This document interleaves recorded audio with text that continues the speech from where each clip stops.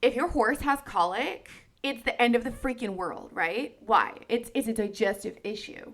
There's a big problem and it needs to be addressed. You're calling the vet, they have solutions. But if your baby has colic, you just gotta wait it out and they're just gonna scream and everyone's gonna be miserable.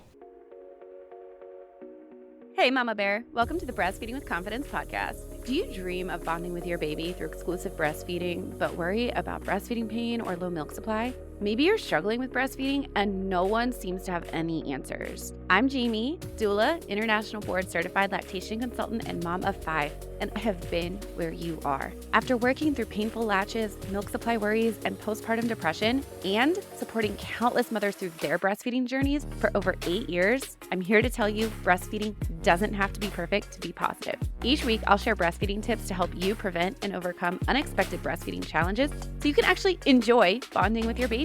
If you are ready to shut out the toxic whispers of the world, embrace your God-given intuition, and release your inner fierce mama bear, grab some coffee or your favorite herbal tea and let's dive in. Hey mama, welcome back to the Breastfeeding with Confidence Podcast. I'm Jaimie Zaki, IBCLC, and mom of 5. And today we are going to debunk a common myth, and that is colic.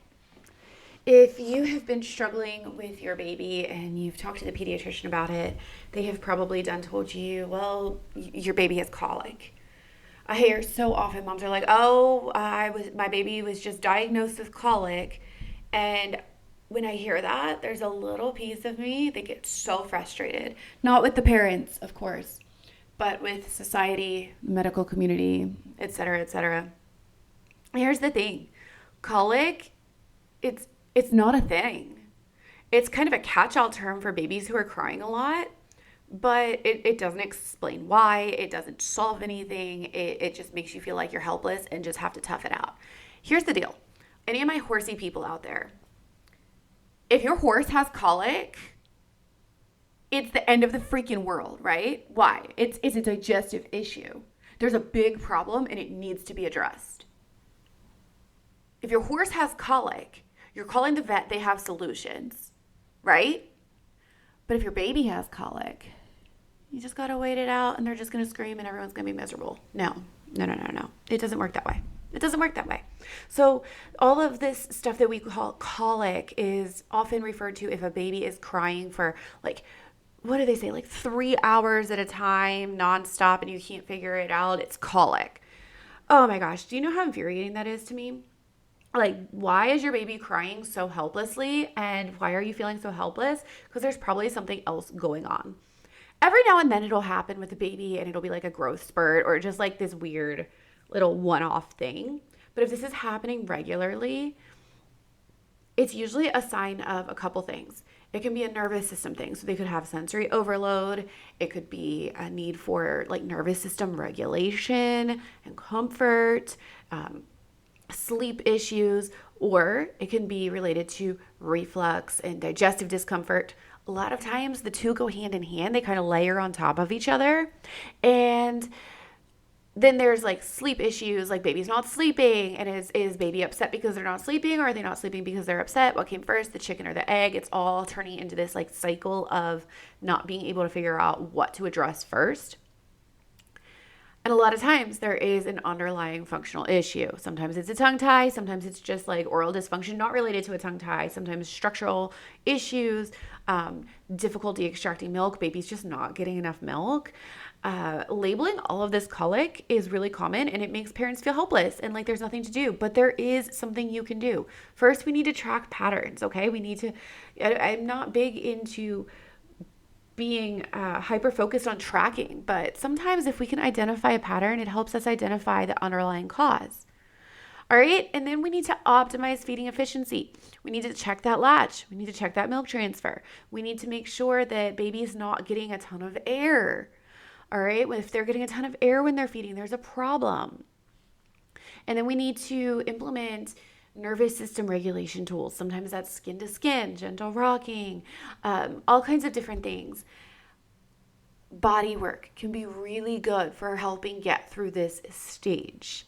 Baby wearing. We need to check for things we check for reflux. I think I've done an episode on reflux. I might need to do a new one. There is a workshop on reflux inside of the resource library as well, because reflux is something that is often very closely related to colic. And a lot of times reflux also is a symptom, not a diagnosis, but it is treated as a diagnosis. It is not treated as a symptom, and therefore the underlying cause is not treated. So if you are struggling with your baby right now and somebody is telling you that your baby has colic, or you're pregnant and you have heard of babies having colic and you're nervous that your baby's going to be colicky, don't let people make you think that colic is just like this helpless thing that you have to endure. It's your baby communicating with you, and it's your job to figure out what they're trying to tell us. All right, it takes time to learn your baby's language, but when you know how to spot red flags early, you can prevent them from spiraling into these things. So if you want to know how to spot red flags early, understand your baby's needs, optimize their latch, optimize your milk supply, optimize breastfeeding, grab the breastfeeding resource library right now. Use code podcast50 at littlebearlactation.com/library to save today. Remember, mama, your instincts are powerful. Your love is enough. Your baby is communicating with you. Nobody's broken. You just have to learn that language. And remember, we should not be giving our horses better than we're giving our babies. So if colic is the answer and colic is a thing, then that means colic is a sign of something big that needs to be addressed. And you need to fix it, not just go get a little colic remedy from the store and give them grape water. Do not give your baby grape water. Like, yes, I'm all into herbs and homeopathic support, but like the concentrations of herbs in grape water are useless. Like, grape water is not going to solve your problems. Maybe it's a placebo. If it solves your problems, it can be a placebo. But if you need to know how to soothe a fussy baby and figure out why your breastfed baby is crying and you think it's colic, don't just give all these random remedies. Let's get to the root cause. If you need support navigating breastfeeding, go ahead and book a 20-minute Q&A session with me at littlebearlactation.com/support, where I will answer your most pressing breastfeeding questions, help you figure out if what you're going through is normal, not normal, and what a strong path forward would look like so that you can reach your breastfeeding goals. Visit littlebearlactation.com/support to book now.